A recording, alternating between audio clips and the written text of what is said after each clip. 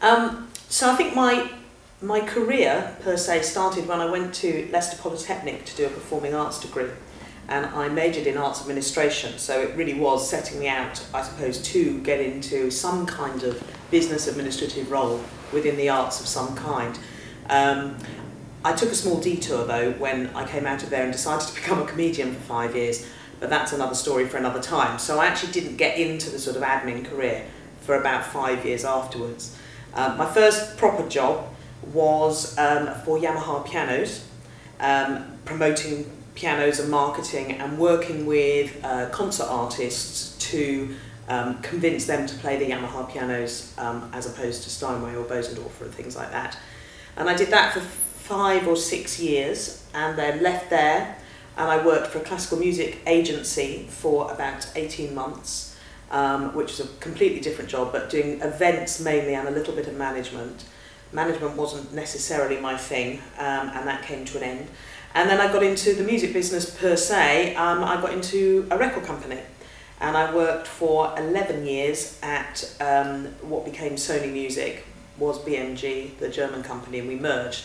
And I was very much in marketing in that, and by the end of my sort of stay there, I was marketing what we like to call, well, what was adult music, so the likes of Tony Bennett, Celine Dion, Barbara Streisand, etc., etc., and some other things that got in the way just to confuse matters.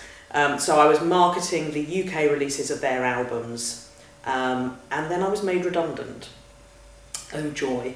And I, since then, and that was 3 and a bit years ago, have been self-employed and consulting in mainly the music business and a few other bits and pieces, and doing all sorts of things, frankly, to pay the mortgage. And that's my career to date.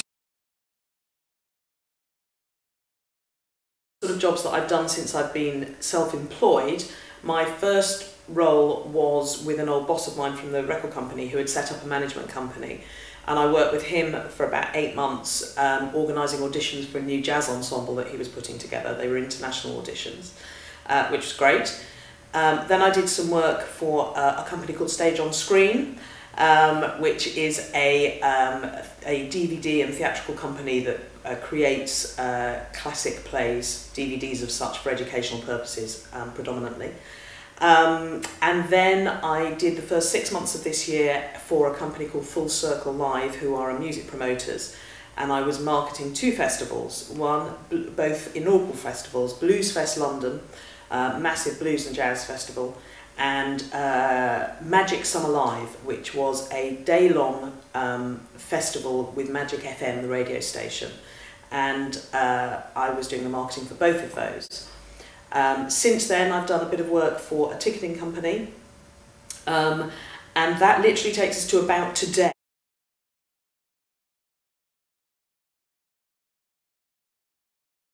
You know, there was clearly no planning on my part in the redundancy issue, and I honestly at that point thought it was the end of the world, because I loved my job. I was really very, very happy there, and was slightly institutionalised for being somewhere so long, but I really thought it was the end of the world when I lost my job. And actually it's been the best thing that's ever happened to me, because it's given me the opportunity to look at other different areas.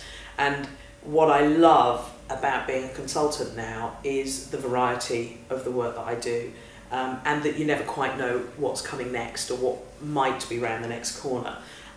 What I don't like about it is that, like any consultancy job, it's a bit scary, because you know, you don't know what's coming around the next corner and you know where the next job will come from. So there is a lot of fear, but actually the benefits outweigh the negative stuff. It's really interesting. I have realised that actually variety truly is the spice of life, but variety is something that I hadn't realised that I craved. So I have so many different aspects to what I'm doing in my career now. So I have my music/arts consultancy work. I love then, when I'm working for a company, going into an office 2 or 3 days a week. I like that routine. What I then like is having the days when I might be presenting on TV or doing some radio work.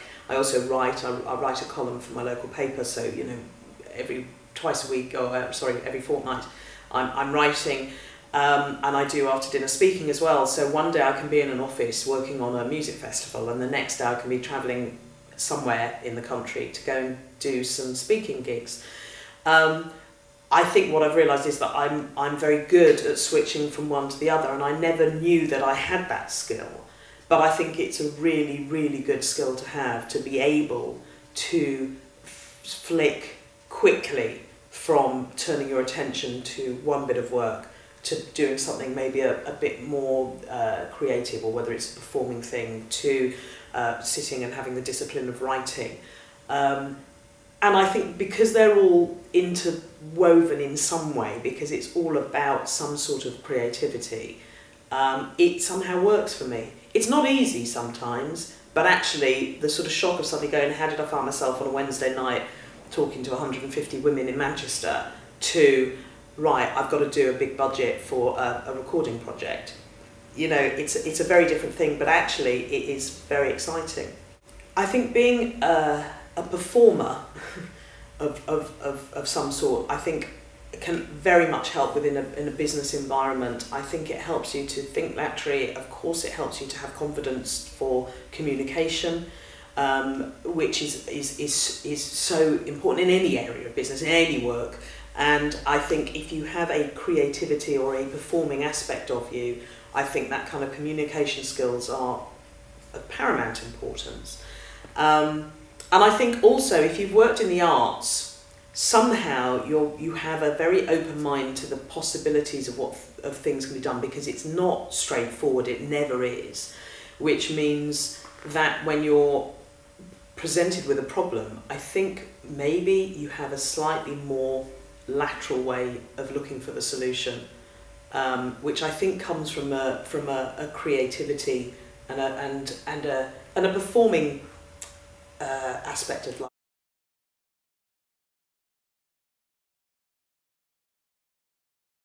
Honestly, no, not necessarily, because I really enjoyed the time I did at stage on screen.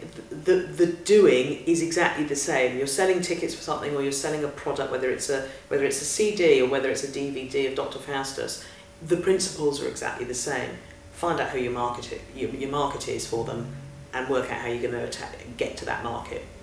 That's it. And actually, that could be taken anywhere else. I don't think I could go into a business environment as a marketeer of a law firm, or of a widget or something. I don't think that would work, because I don't know, I don't understand. But I think within the arts as a very general place and industry, I think it's all cross-transferable. And I do think you can learn from one to the other.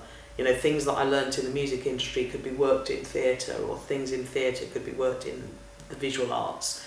So I certainly wouldn't be blinkered to going into other areas. It's just that music is where to be honest, is where I have most contacts. So it's more likely that I'm going to be able to pick up some work. I think moving forward now, I've realised that I need to, being in consultancy, it tends to be recommendation or networking. That's how you get the work, which is quite hard. So it's not a case of going out and trying to find a job when you want to consult. You have to be out there and talking to people. So the most important thing is to keep contacts going, go to events, talk to people, tell people you're out there. So it goes back to the communication thing.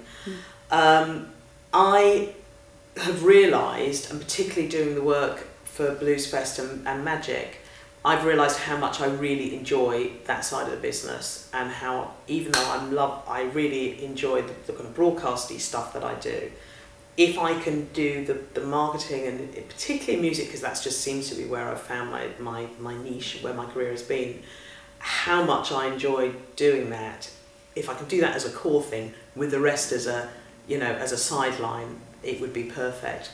But the difficulty is you need to be in the right place at the right time to know that there might be an opportunity there. You need to be out there talking to people. The good thing is that because the industry is getting smaller and smaller, companies are cutting back on overheads, it does mean that there potentially should be more opportunities for consultants, because people don't want the overheads of full-time staff. but you've still got to be in the right place at the right time to know that there's a potential job out there. I worked for 6 months on the BluesFest London, it was called, and it was the inaugural festival, which was created by a guy called Leo Green, who was the artistic director of the festival, and he runs a company called Full Circle Life, and I was brought in to do the marketing for the inaugural festival. And his idea was that there is a jazz festival every year in London, but actually blues was a genre that was sadly lacking.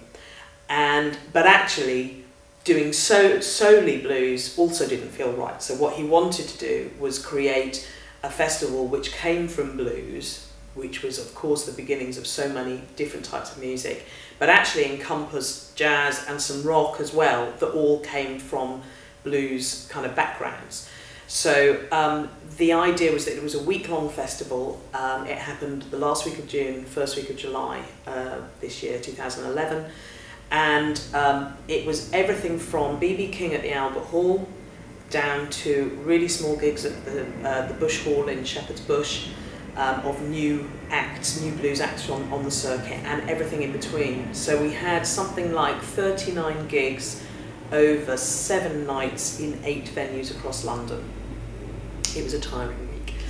And it was brilliant, because what it was about was trying to launch BluesFest as a concept and as a brand, as well as selling the individual concerts. So it was very much, from a marketing and PR perspective, it was a very much dual kind of gig.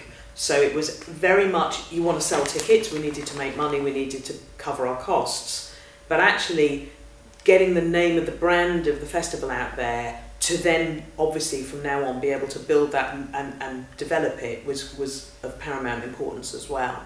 I basically covered marketing and PR.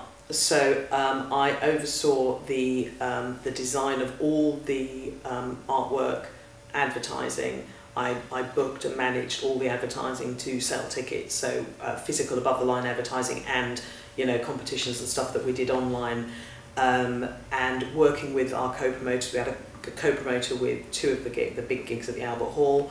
I also oversaw the PR company. We had a specialist PR company who were used to doing that kind of genre of music, and I worked with them on developing the PR strategy to get the stories out there. Also trying to work with other third-party potential. First year we didn't have any sponsorship, so it was trying to see if we could get any deals for sponsors, which we didn't, which was a shame, but it's inevitable. Year one, really, they don't know what they're playing with. So it was sort of everything. I also oversaw the website, everything about taking the brand of the festival and getting it out to the public, so that hopefully people buy tickets and come, and we're all happy. And then it got, during the week, then it's about all hands to deck. So, at one gig at the 100 Club, I was out buying the rider because the band didn't have towels, and I had to find towels on a Saturday night in Oxford Street at 6:30, which wasn't easy, but I managed in the end to get some bar towels with Union Jacks on from one of the sort of Union Jack type shops in Oxford Street. It did the job. So, by the end of it, you kind of, pinning banners up on the stage and doing anything that needs to be done to make it work.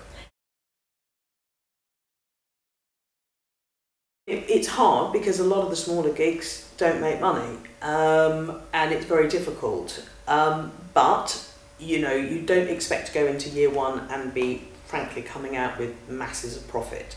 What you need to do is wash your face, come out the other side without too much of a loss, and have then the basis of which to develop it into something further. And that's what's happened. The second festival is being planned now. Clearly mistakes happened and lessons have been learned. For example, the festival won't be quite as big as in the number of gigs next year, because actually it was a bit too much. Slightly overstretched in being able to manage that amount of gigs with a small team, and actually not necessary to have quite so many. There's also potential to move to a blues, because it's BluesFest London, that we could have BluesFest Manchester or BluesFest Glasgow. So there's definite plans to take it elsewhere in the country and overseas.